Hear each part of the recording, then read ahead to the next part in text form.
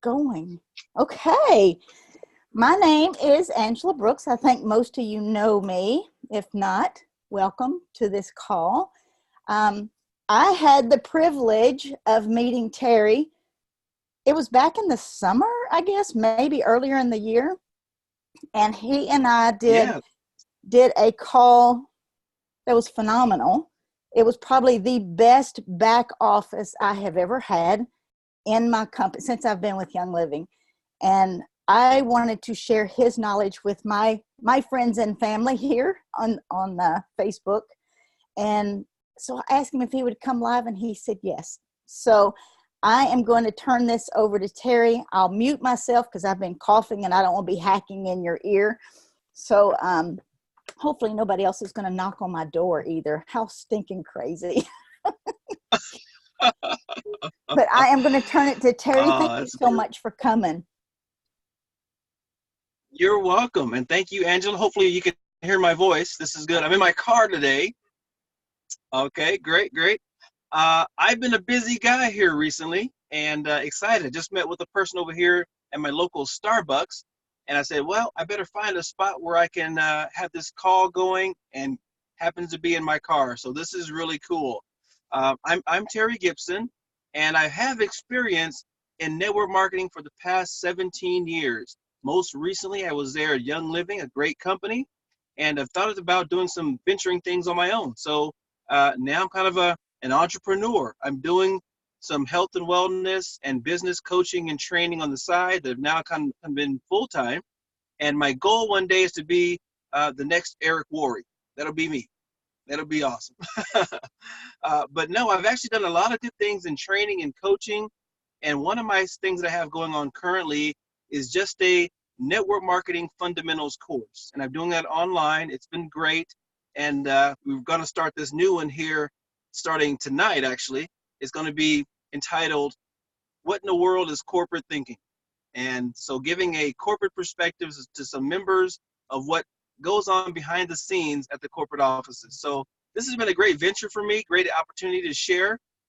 And I'm glad I'm talking with Angela, because really that was one of the great conversations we've had together, was how does business work, and how does her company, or at least how her business can move forward from the back office point of view. So that's something that we do all the time. If I can give a little plug for sales managers at the company that you're at now, right now, I would say use those guys to the fullest potential possible. Go ahead and use your sales managers, talk with them. They're there to help you out. So look at them as a resource for helping on the corporate side of things. So that's really good. Last night, though, or sorry, 2 nights ago, I was able to share with my group some things in regard to how to share their story. And that's a topic that's been very popularized and sometimes gets neglected. But I want to share some of those thoughts with you here today. So that's been a really important part of your business, is being able to share your story or tell experiences. I was speaking with a young lady about how she does her business when sharing essential oils.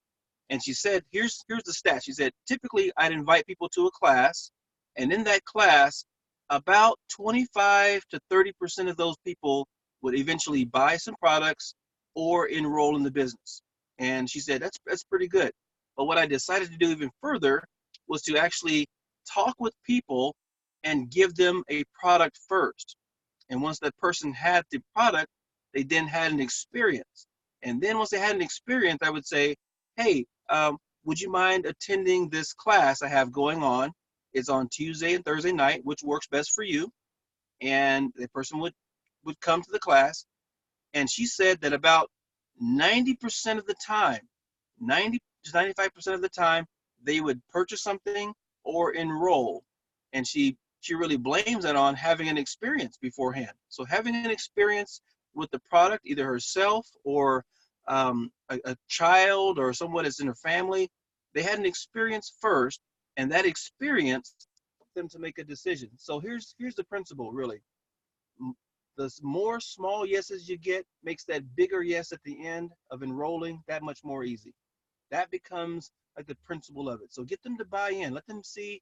Let them try an oil on.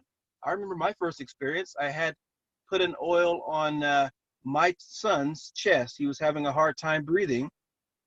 And then once he did that, well, we did that for him.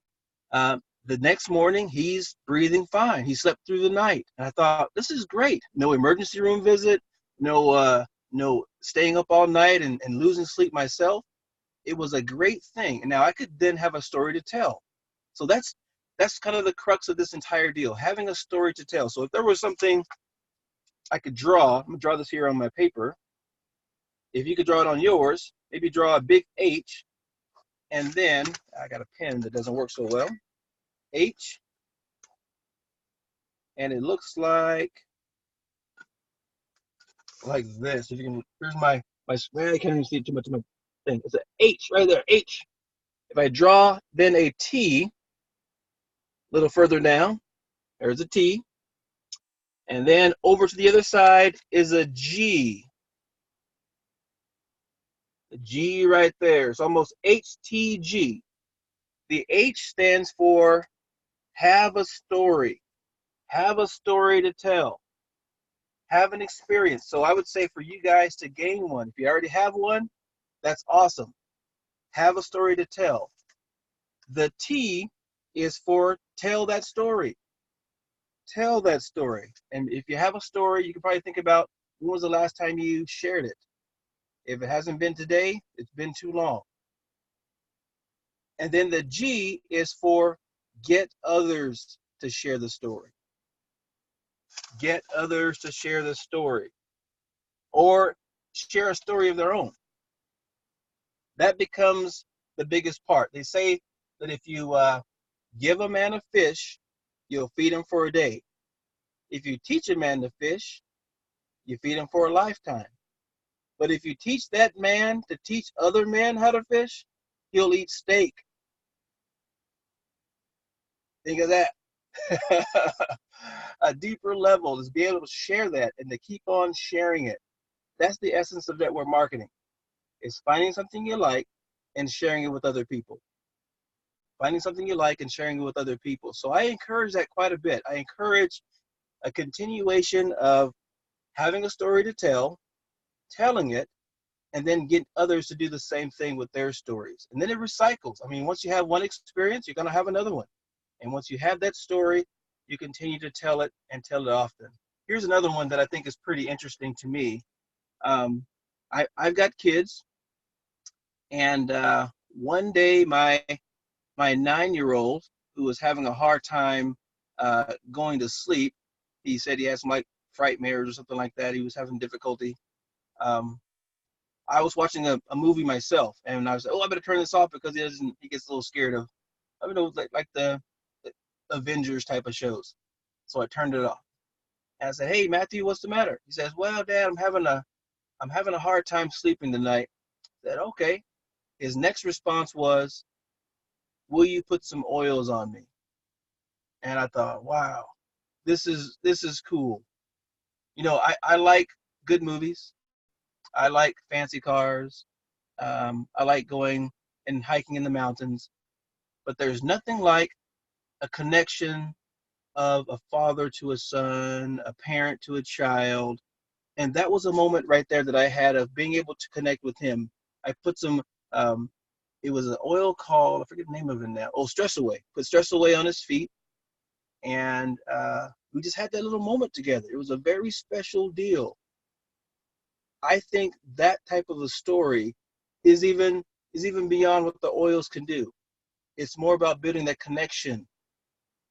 And so that makes it a little bit easier, hopefully for the spouse. If you're talking to your other spouse and you understand, it's like, okay, now I know what she's doing all the time when she's out there on the phone calls, or he's doing, or going to meetings. They're not only helping people with products, but they're building a connection with families.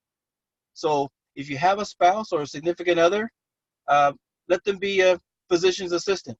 Let them help put things on the kids or on you, and let them help out in that way. And before you know it, they've got a story to tell. Again, have a story to tell. Tell that story, and then get others to share their own stories as well. So that, I think, is really awesome. I'm going to pause right here, Angela, unless you have some other things to share. I do have some other things, but if there's any questions you want to have for me or any thoughts. Let me unmute some people. If y'all got any Okay. questions, give him some input. Got everybody unmuted. That is really good because I don't think people understand the power of a story. They think most people think they have to put on this different suit or be a facade of a business person. And the more relatable you are, the more simple the conversation, the more people will say yes. And I think that's where a lot of people get scared in this industry, is because they think they've got to use these scripts and they've got to say these things, or there's the right words or the wrong words. And it's just simply sharing what worked for you. And I had a mother just yesterday who has had a kit for 3 years.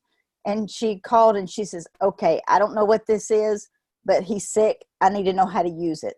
So we got her set up, and he felt better in 24 hours. And that's what we like to see. Yes. Oh, Stephanie, I don't have you unmuted. Yep. I'm sorry. I think Stephanie, do you have a question? All right. Now, No, I'm good, Angela. Thank All you. right. one thing I've learned too, and when I'm doing these entrepreneurial calls and things, I'm inviting the entire world of network marketing. I'm doing not only for health and wellness, but there's Yes. people that provide services and other things, and they all have a story too. So I'm really getting to the nitty gritty of what they're involved in. And I found this simple little phrase works too. You can't say the wrong thing to the right person. You can't say the wrong thing to the right person. And the opposite is true too. You can't say the right thing to the wrong person. You can't say the right thing to the wrong person. You'll be their minds aren't there. So focus on just being you. Being authentic is, I think, the most important attribute you have to offer. You being authentic and true to yourself, being genuine, people will see that. If you're fake and phony, people will see that too, and it'll be hard to have them being involved with your business. One of the other ideas I shared with the group the other day was be a likable person. Have someone actually like you, and usually before they buy into your product or service, they have to like you as a person. I have a gentleman that wants to get me involved in another side business. He said, "This is a great idea, Terry. It's got all these fun things with it. The money is right there." I'm thinking, wow, this is great. But I don't like you. I mean, I have a hard time with you. It's crazy. It's a difficult thing. My People aren't going to 9-year-old work showed with me one people of his that favorite irritate books. It's called Sam I Am. No, it's Green Eggs and Ham. Green Eggs and Ham. And if you ever check that book out, it's pretty funny. The entire book is about Sam trying to get this guy to try green eggs and ham, and eventually he does. But the first 2 pages, it says, "I don't like that Sam I am." That's what he starts off with. And so Sam brings him, "Do you like green eggs and ham?" And of course he says, "No, I don't like them." But not necessarily because he hasn't tried them. It's because he doesn't like Sam. It's I read that like tons of times, and wow. So understandably, you want to be one of those people that people like. And once they like you, it makes it easier for them to want to like your products or your service that you're serving and selling them. So Brenda said I'm something a in the big fan chat. of the stories. If you can share a story, share an experience, that's where it comes back to. Yes. Yes. Brenda said something that stories turns on light bulbs. And that is so true. Yes, Sam, I am. I agree. I'll have to read that book again now, you know.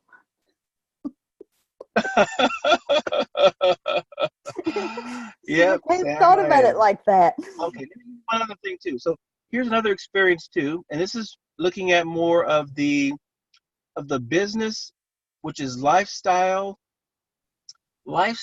and finances. And sometimes those things come later. The product and services come first most often because they're easier to talk about, and the results with oils is pretty fast. The other side of things is a lifestyle and then the finances. Um, Sometimes people just need an extra $25 for their gas, an Mhm. extra 500 bucks for their auto payment, or an extra $1,000 for Yep. their mortgage. And these type of things, if you can have a story in that realm, that turns people's ear, because you never know what people are attracted to. Some people are attracted to, again, the products. Some are interested in the finances. Some are like in the lifestyle. Like, wow, I don't have to go to a 9 to 5 job. I can stay at home and do this business. Really? That's interesting. Tell me more. And that can pique someone interest. So if you have a story in any of those categories, people are curious as well. I had a friend of mine tell me about another story. She said, my experience has been that my company is involved in a great philanthropic effort. We give back to this homeless charity every Mhm. year. I said, wow, that's great. And that may be enough to pique their interest to want to learn more about your company as a whole. Mhm. So that's a very good thing too. There's another one that's making, they do potato flakes. I'm over here in Utah, close to Idaho. There's tons of potatoes, and not all of the potatoes get sold in stores. Some of the potatoes are left out on the fields, and they're left to, I guess, to foraging, and people go out there and pick them. Well, this one company decided, we're going to pick these potatoes, grind them up, and sell them as potato flakes and give them to countries in Africa. I thought, wow, that's brilliant. And when I heard that story, another person heard the story and said, wow, this is great. What company is this? And they start to talk about their company and what other things they're doing good. And that part of the business is a good thing too. So if you have a great philanthropic effort, you never know what turns people on to learn more about your business and services. So I'm a big fan of the stories. If nothing else, if there's nothing else unique that you bring, it is your story. It's your livelihood, even if it's your hopes and dreams. I want to be involved with this company because I hope to one day fire my boss. I want to hope to one day put my kids through school. I want this because I feel the dream of doing this other thing. There's another person that was interviewed. This person was asked, he said, I heard you doing this network marketing thing. How's it working out for you? He says, I'm not making a lot of money, but I'm able to fill up my gas tank every week. I'm not making a lot of money, but I'm able to pay off, my car payment every month. I'm not making a lot of money, but soon my family's going to make another trip to Disneyland this year. Like, wow, okay, and that's enough to have them talking about it. Your stories are powerful, so I think it's a good thing. Yes, as a when I was a single mom, $500 would have completely changed my month. It's not that I couldn't pay my bills. I had insurance, I had a car, I had a house, but $500 would have done that extra. It would have been the go out to the movie. It would have gone out to eat. Um, People don't realize how small of an extra can make somebody's whole world change. So, a lot of people in our industry like to focus on the 10,000 a month. Well, yeah, that's nice, but not everybody wants to work that hard because it takes a lot of effort to get there.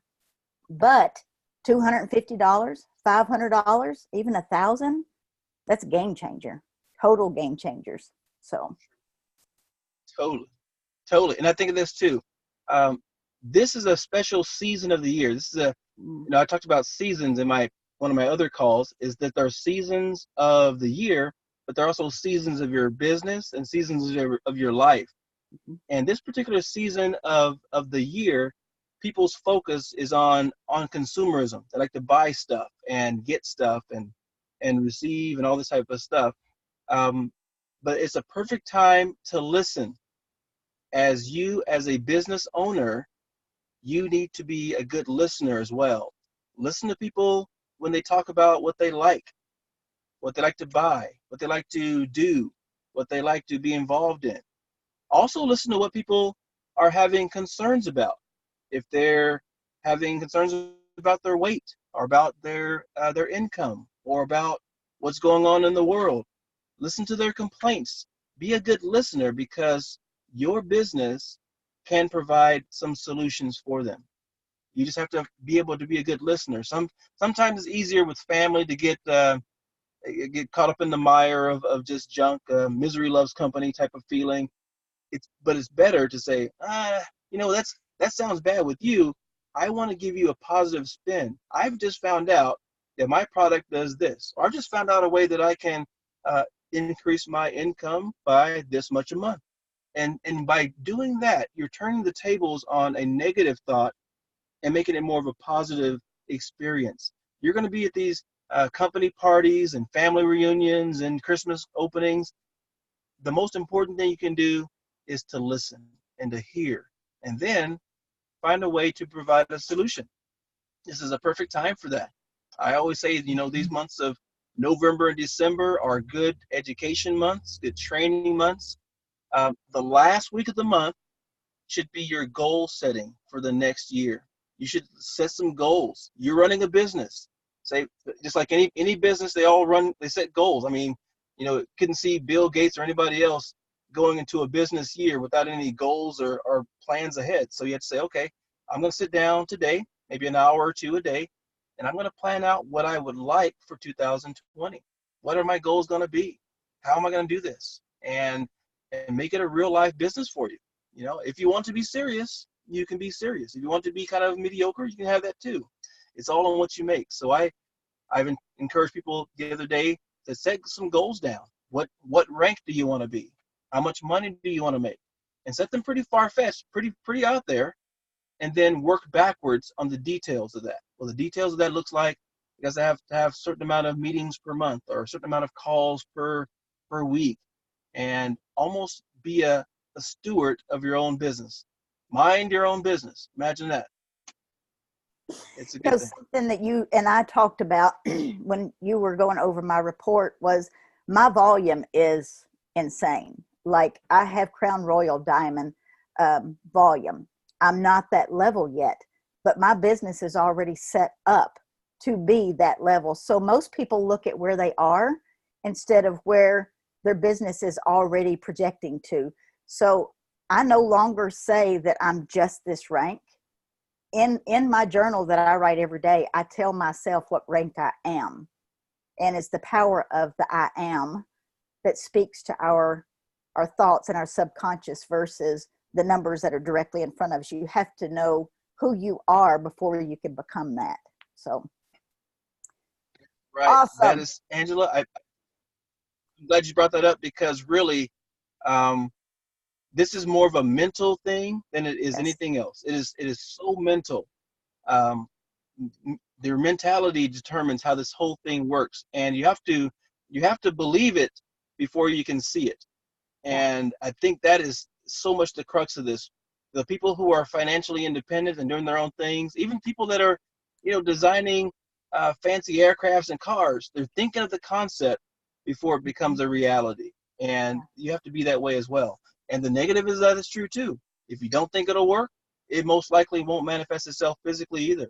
So you think about those things. Your thoughts determine a lot of the actions and attitudes that happen in the world. So think positive and be around positive people. I taught my daughter this. My daughter is 18 years old now. She's looking at colleges and stuff, and she's got some friends that are. I remember when she was in the early parts of high school, she was kind of like, I don't know, these friends are kind of weird. I told her, I said, hey, if they're affecting your mindset, you may want to get rid of them. Yeah. If you can't change your friends, change your friends. I told her that. If you can't change your friends, change your friends. You gotta do some different things, because your goals are bigger and better than others. You may want to. She wants to attend some certain colleges and do these certain classes. I said, this is great. This is high level stuff. Your mediocre friends may not want to have that same mindset. They want to do some different things. So again, if you can't change your friends, change your friends. So in your same circles too, they say you are the sum result of the 5 people that you hang out with the most. You are the sum result of the 5 people that you hang out around with most. And so you look at it and say, who do I hang out with the most here? By choice. I choose to hang out with this person, this person, this person. Am I the sum result of what those 5 people are? If they see you, they probably see a sum of those other 5 people. Hopefully that's a good thing. Yeah, that is so good. So good. I love that. I'm going to so use that phrase, and I'm going to give you credit too. That is so good. Yeah, when my son went off to college, he found out that the people he went through high school with, when he came back, were the same people and that he had grown and changed. In 5 years of college, he was no longer the same kid from that high school. And he was like, Mom, this is so lonely. And I'm like, oh no, better friends are coming. Don't let that lonely last very long. So he's learned. And today he's in the United Kingdom traveling with a friend of his. And those other high school friends are still shooting hoops over at the basketball go every afternoon. So there you go. Stephanie says I could change my friend. So I changed my friend. She likes that too. This was so good. Thank you for showing up today, Terry. I appreciate you. Tell them where they can find more about you. Where can they work with you, hear from you? Tell them your stuff. Yes, absolutely. Will do.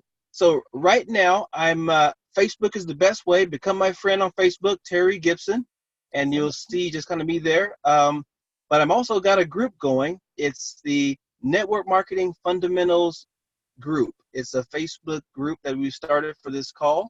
We'll be doing another call series in January, and that one may be focused strictly on products. And I found this out with ladies. You can tell me this is true or not, but ladies like to buy stuff from a myriad of sources. They to try to quarantine people to only buy from one spot sounds silly. Even if it's one singular network marketing company, they like to buy Tupperware, they like to buy nail stuff, like to buy jewelry. So you know what?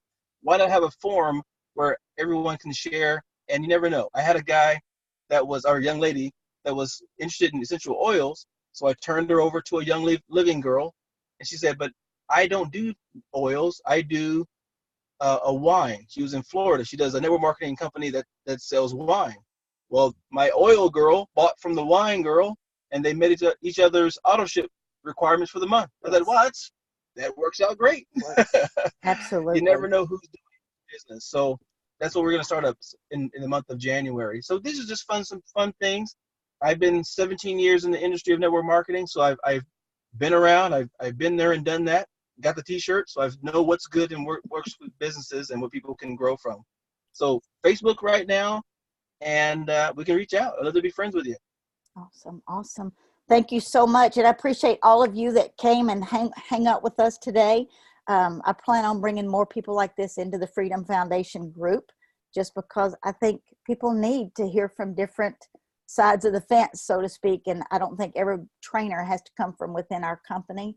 And like I told somebody yesterday, Walmart has people walk in and out of their door every single day, but not all of them buy. So we all shop at different places. So what Terry just said is phenomenal.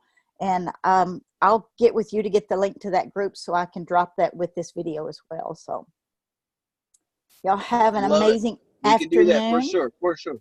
Absolutely. Y'all have an amazing afternoon, and I will see you hopefully next week is Christmas. So Merry Christmas. All right. Bye-bye.